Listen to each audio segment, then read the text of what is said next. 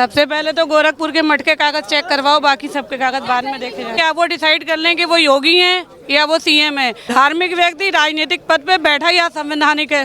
योगी से आदित्यनाथ से दिक्कत नहीं है, वो भगवा चोड़ा उतार दें और फिर आए संवैधानिक तरीके से, तब हम उनको माने सीएम। आपने तो कुंभ को भी व्यापारिक मेला बना दिया, लाशों पे आपने व्यापार किया है। योगी जी कहते हैं काटेंगे बांटेंगे ऊपर पहुंचा देंगे। क्या होता है? हम सब भारतीय हैं, तेरा मेरा क्या होता है? जब देश का तिरंगा बना था तो क्या बिंदी बुर्खा अलग चला था?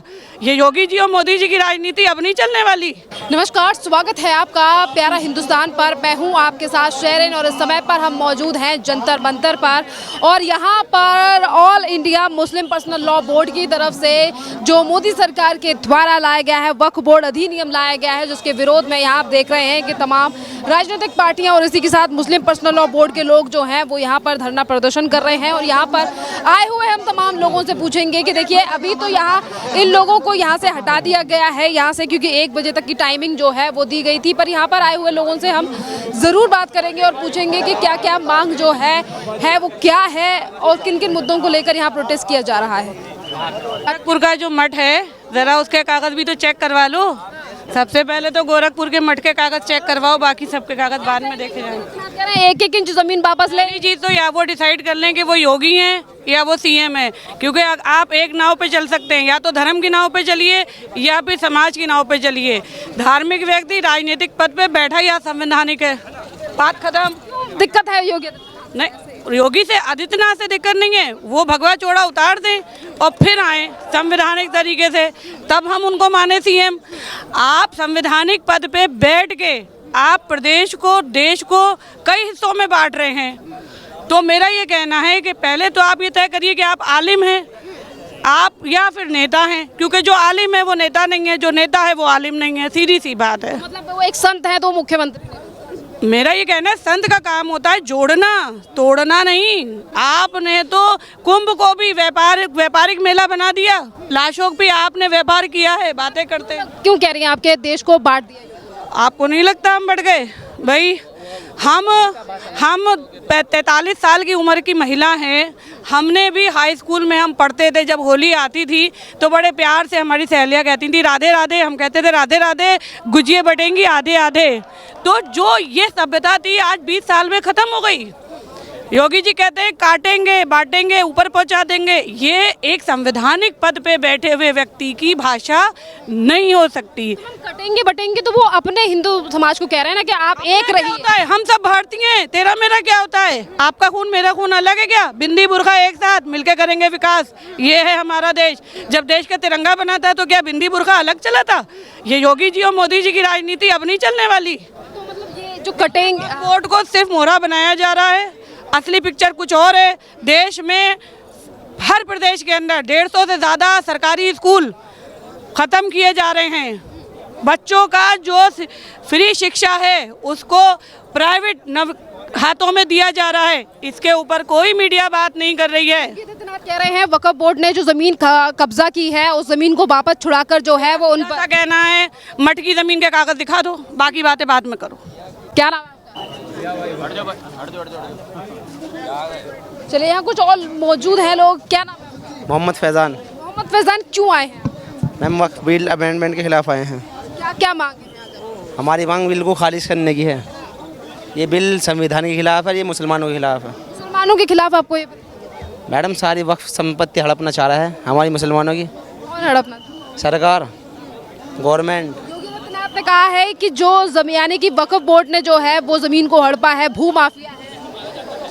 मैडम वो भू माफिया की मुझे पता नहीं, लेकिन ये बिल जो है ये सरकार मुसलमानों के खिलाफ लाई है, संविधान के खिलाफ लाई है। ये हड़पने के लिए ज़मीन के खिलाफ लाई है मुसलमानों की। योगी आदित्यनाथ के बयान पे क्या? योगी आदित्यनाथ के बयान पर मैं कुछ नहीं कहना चाहता, लेकिन ये है सरकार जो कर रही है हमारे साथ जुल्म कर रही है। लोग जो हैं जो तमाम लोग प्रोटेस्ट करने के लिए आए हैं यहाँ पर वक्फ के द्वारा ही, यानी कि अगर चाहे मिलिट्री की ज़मीन हो या फिर गांव वालों की भी ज़मीनों को जो है वो एक बार के अपने नाम कर लिया गया, जिसके बाद केंद्र सरकार के द्वारा कहा गया कि ये अधिनियम लाया जाएगा। और यहाँ आए हुए लोगों से हम फिर एक बार यही बात पूछेंगे कि यहाँ पर आए हुए लोगों की जो क्या नाम है, क्या नाम है सर आपका? बोल क्यों नहीं रहे जो क्या मांग है, कहाँ से आए हैं? हम लोग सीलमपुर से आए हैं सीलमपुर से आए हैं, क्या मांगे हैं आगे? जी। ये जो वक्फ बिल है ये पास नहीं होना चाहिए क्योंकि ये मुसलमानों के लिए हानिकारक है ये। ठीक है, आपको क्यों लग रहा है कि हानिकारक है? इसमें है बात बता देंगे, लोग आए हैं उनसे बात कर लो। हमारी बात बराबर है। हमें नॉलेज नहीं है, हम पढ़े लिखे नहीं है, इतने वो हैं। हमें नॉलेज नहीं है, इतने हम पढ़े लिखे नहीं है, वो हैं, उनसे बात करो। ठीक है, उनसे बात करो आप, वो साफ बता देंगे आपको एक चीज़ क्लियर बतला देंगे वो। आप भीड़ आई है, वो कुछ तो सोच के आई होगी। हम तो बिल के यहाँ पे आने बड़ों ने लगाए, बिल के चक्कर में आए हैं, बिल के खिलाफ यहाँ पे बस बिल के खिलाफ आए हैं। बात करो उनसे, बड़े हैं हमारे वो। बात बिल को खिलाफ क्यों है, क्या कारण लगते हैं? वो बताएंगे, वो सारे सबसे बताएंगे आपको। हमें मना कर रखा, बता दो आप, वो बताएंगे पूरा। बिल के खिलाफ तो आपको नहीं मालूम है। आप आए हैं, आप हमें आए हैं, हम अपने काम के लिए हैं, बता तो रहे हैं, आपको बता रहे हैं। ये सर आए हैं, बस बात कीजिए। भाई क्या मांगे हैं, क्यों चाहते हैं? मांग है कि वक्फ बिल जो पास किया सरकार ने उसे वापस होना चाहिए बस। इन्होंने किसानों के खिलाफ भी बिल वापस किया और भी लोगों के खिलाफ बिल वापस किया, किसी ने उस चीज़ को नहीं मारा। हर कोई इनकार किए हैं। इसी के साथ जो जेपीसी के, यानी कि जेपीसी में पहले ये बिल गया था और वहाँ के जो अध्यक्ष हैं जगदम्बिका पाल, उन्होंने कहा है कि जब पहले ही मीटिंग्स हो चुकी हैं तो फिर सड़कों पर क्यों निकला जा रहा है, देश का माहौल कहीं ना कहीं। बिल तो पहले, इससे पहले भी बिलें पास हुई हैं, लेकिन वो धरना प्रदर्शन वगैरह तो हुआ नहीं हुआ। तो ये भी ऐसे ही कर रहे हैं। सरकार किसी की बात नहीं मान रहे हैं, तो उसका जो आखिरी वजह है जो कानून के दायरे में आके है कि ये जो अमेंडमेंट एक्ट की अमेंडमेंट किए जा रहे हैं, पहले वो जेपीसी की जो पहले के मीडिया वाले जो झूठ फैलाते हैं कि वक्फ किसी की भी ज़मीन को हम कह देंगे वक्फ और वक्फ हो जाएगा, ये आप लोग सच फैलाइए कि ऐसा नहीं होता है।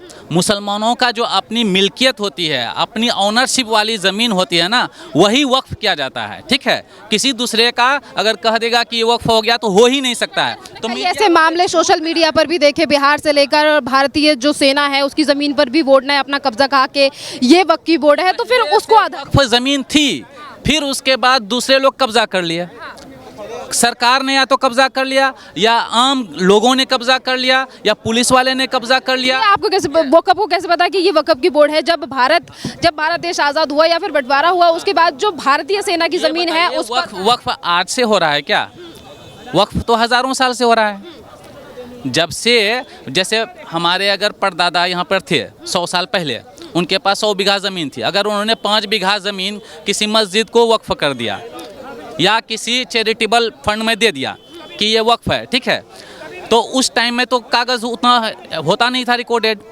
अब बाद में कुछ लोगों ने कब्जा कर लिया, तो हम क्या कहेंगे? मतलब आप कह रहे हैं भारतीय सेना ने भी, हमको तो पता है ना कि हमारे परदादा ने वक्फ किया था, ये हमारी ज़मीन थी। पर पूरा गांव के ऊपर कब्जा बता देना आपके तौर पर, एक जहां पर देखिए गाँव को कैसे कब्जा? बिहार में कई खबरें ऐसी सामने आई हैं जिसके बाद ही तो ये फैसला गया ना गवर्नमेंट के पास के कई चीज़ों को लेकर अधिनियम आ जाने चाहिए बोर्ड में। अब सीएम योगी आदित्यनाथ ने भी ये बयान दिया, उन्होंने कहा कि वक्फ बोर्ड जो है वो भू माफिया है, पर अब जो ज़मीन हड़पी गई है वक्फ के द्वारा, हम एक इंच ज़मीन को वापस लेंगे। हाँ, आप ये भी कह सकते हैं ना कि योगी आदित्यनाथ ही भू माफिया हैं, ये नहीं कह सकते हैं। जो सवाल है हम तो वो पूछेंगे। सवाल ये है ना कि वो योगी आदित्यनाथ आज के हैं, वक्फ तो 200 साल 300 साल 500 साल पुरानी ज़मीन है, तो ये अब नया कानून लाकर ये हड़प करना चाह रहे हैं ना, तो ये भू माफिया हुए ना। अब ये बताइए कि अगर जंतर मंतर वाली ज़मीन को योगी कहे कि ये हमारी ज़मीन है, तो ये योगी हुआ ना भू माफिया? उन्होंने तो कहा नहीं, गवर्नमेंट की ज़मीन है ना। कई मामले ऐसे सामने आए जिसके